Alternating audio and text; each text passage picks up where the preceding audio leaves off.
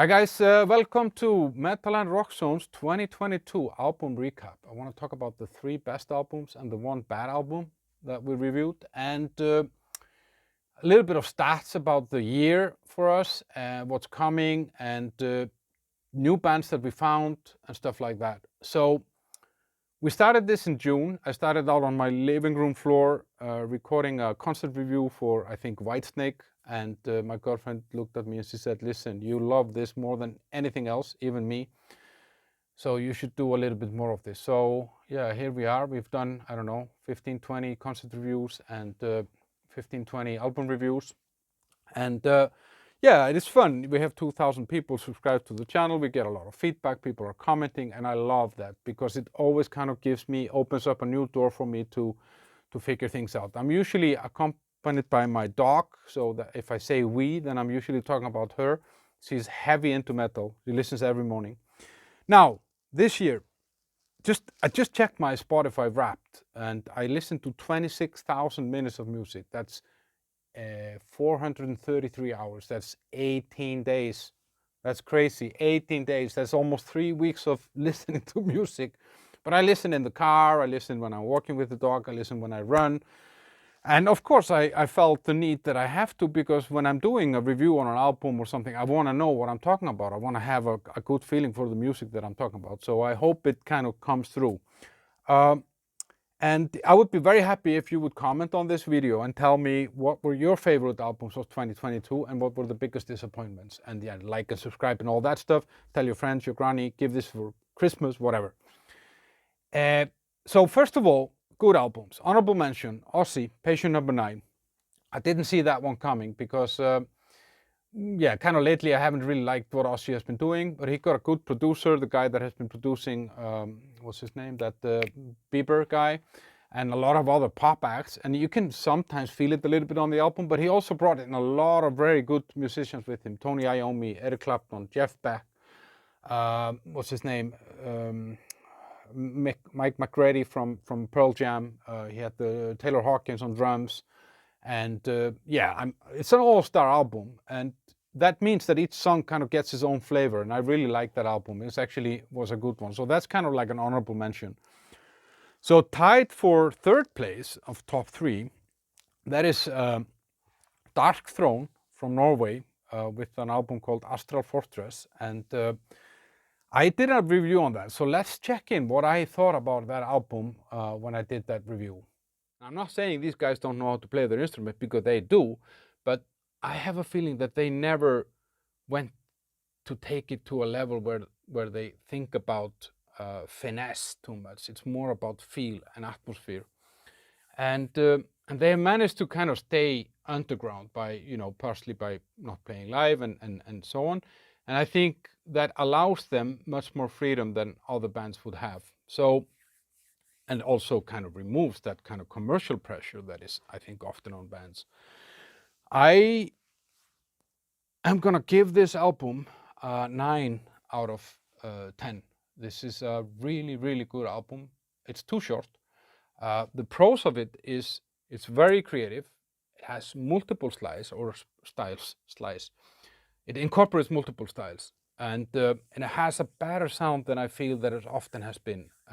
And they recorded this, I think, not in the bedroom. I think they went to a studio somewhere for this album and the last one before. The negatives, it's too short. And yeah, Dark Throne is kind of like, I don't know, it's like a band that kind of can move its fans with it. It's a really, really interesting thing. Well, I have that feeling, like, maybe, yeah, I think I went into that in the video. Maybe it's because they don't have to play live. They don't have that pressure. They can kind of do what they want, and they manage to bring us with them somehow on a journey. Another band that has kind of started that, I feel, with this album and is tied in the 3rd place, that's Slipknot with The End So Far. And that album has a lot of stuff that is not your typical Slipknot stuff, but still kind of preserves some of the old stuff. There are songs like H377, Warranty, and Chapeltown Rag, and the Dying song, Time to Dance, I think, or Time to Die, Time to Live, Time to Dance. I don't remember. Anyway, but there are also songs like Adderall that are more like I don't know, Nine Inch Nails or something, indie stuff or whatever. And I think I said it in my review that they are kind of slow boiling a frog. You know, if you put a frog in, then you just turn up the temperature a little bit until he boils and he doesn't even know. So yeah, that album, tied number 3. I saw them also live. They were great this summer, and so that album surprised me. Number 2, that was also like I was blindsided by that one. That was Megadeth, The Sick, The Dying, and The Dead. And yeah, I hope that with this album, Dave Mustaine kind of turned the heat on Metallica to kind of answer this, because for me, this was the best Megadeth album for a really, really long time. And yeah, I think also there are new members in the band. He has a new guitar player. That was his second album. He has a different bass player and a different drummer. I think this, yeah, you can feel it on this album. It's fresh, but still true to the roots of Megadeth. And yeah, let's hear what I had to say about that briefly. And so I wasn't expecting a lot, and the shadow of my relationship with Dave Mustaine was kind of looming over this whole thing. Well, then I listened it, and wow, was I wrong. The album kicks off with a super, super cool intro riff. It kind of reminds me of Hell's Bells, AC/DC. And that's the title song, The Sick, The Dead, and The Dying. And then and I thought, okay, yeah, they had a lucky punch. But then the second song, Live in Hell. Yeah, Live in Hell is the second song. It just keeps going. And then I thought, oh, what the fuck, they're onto something. So I kind of had this Godfather moment, you know, just when I thought I was out, they pull me back in. And the first 8 songs were super strong and remind me of Countdown to Extinction and Rust in Peace, which actually Rust in Peace he mentions in one of the final songs, Mission to Mars. I think that's the final song. I have the list here somewhere. What do you then do, as I asked in the beginning, when someone that you dislike or disagree with does something great? You fucking love it because it's great and it's music and it's about that. It's not about whatever else. So he got me back. Megadeth are back. The band is back. The album is back. You know, like it's bringing back the greatness of Megadeth. I'm gonna give this album 9.5 out of 10. I think I didn't expect this. They took me by surprise. I actually want to go and listen to it again once I finish with you guys here. Yeah, and my best album of 2022 was kind of a personal thing. It's an album called Hjartastjaki by a band from Iceland called Ísafjörð.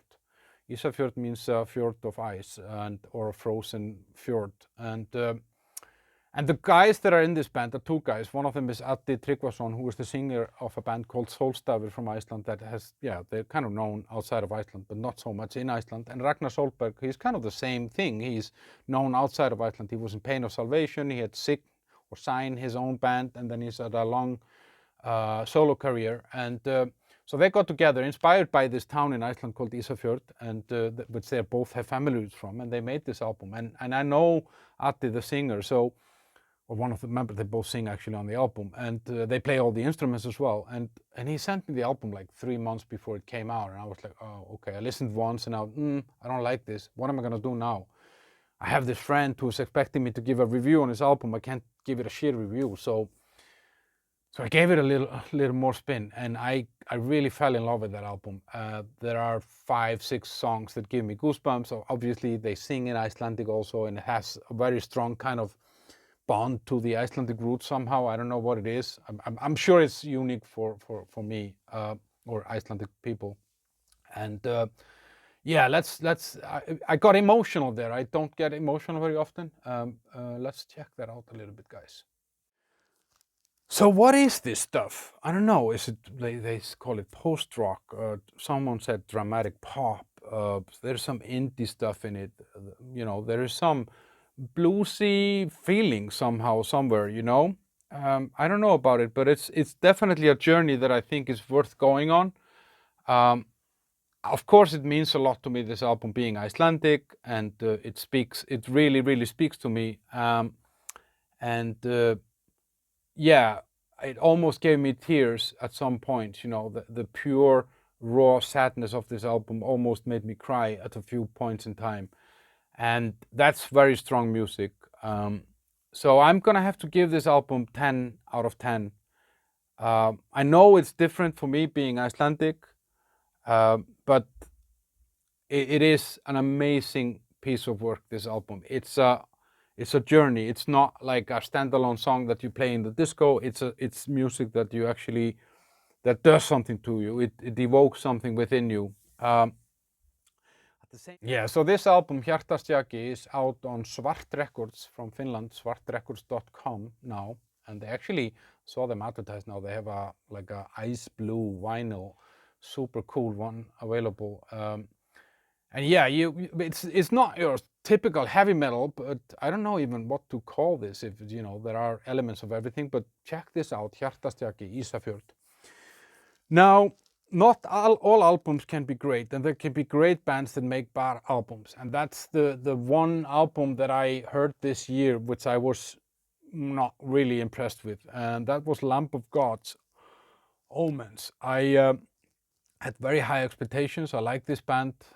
Some of their songs are some of my favorite songs to kind of, slam a tequila and get wasted,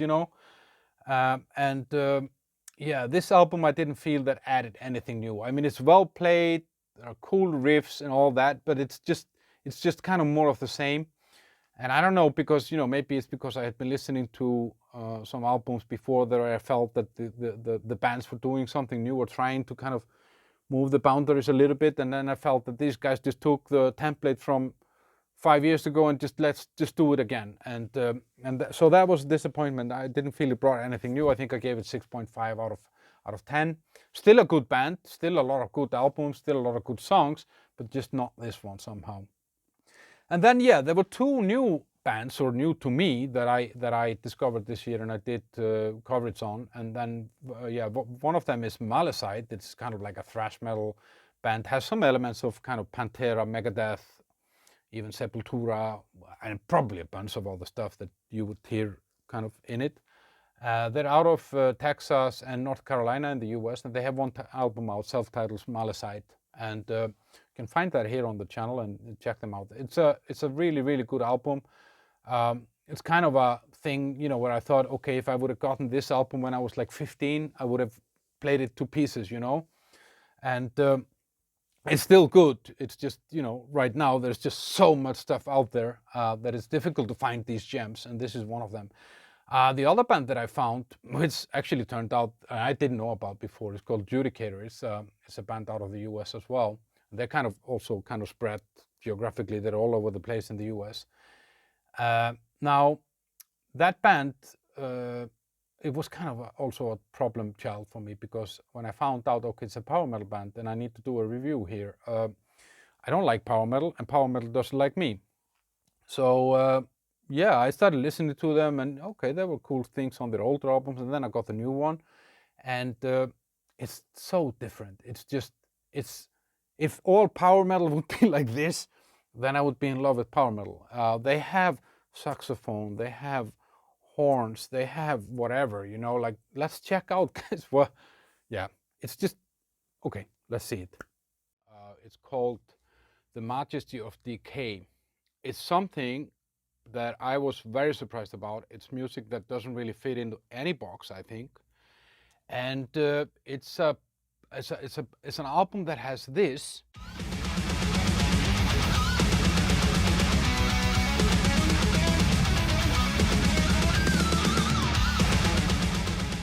It also has this.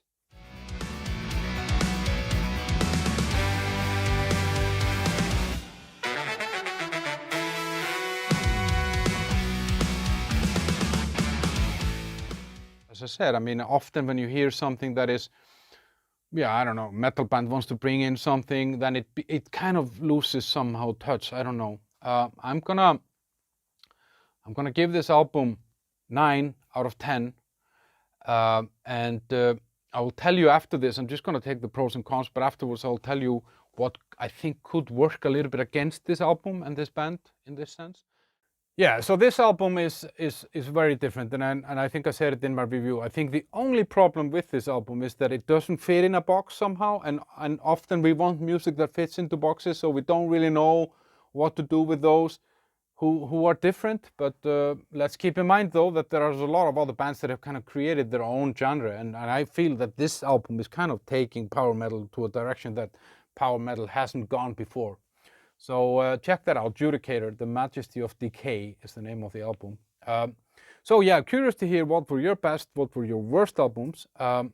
What I'm looking forward to next year, and I'm curious also about what you think about next year, that's Metallica, of course. They're coming out in April. And Obituary are coming out in January. In Flames, I think, in February. And then Uriah Heep, which I'm actually going to go and see live this week for the first time in my life. They're on the 50th anniversary tour. They're coming with a new album. I think Judas Priest are going to come out with an album. Anthrax might come out with an album. Then there are always rumors about Guns N' Roses. So I think next year is going to be great as well. And yeah, Sodom is coming with a new album. Insomnium. I mean, there is some, and apart from all this that is kind of, let's say, mainstream metal and rock, there's a bunch of other stuff. And yeah, actually, talking about mainstream rock, I think Rolling Stones have done an album. I'm pretty sure that they will come with an album. I wouldn't be surprised. And I saw them last year live. They had no signs of quitting, so I wouldn't be surprised if they would bring an album. So yeah, guys, thanks for watching. Please like, comment, share, all that stuff. And yeah, tell me your albums, what you're looking forward to, and all that stuff. I love comments. I really love that. See you guys.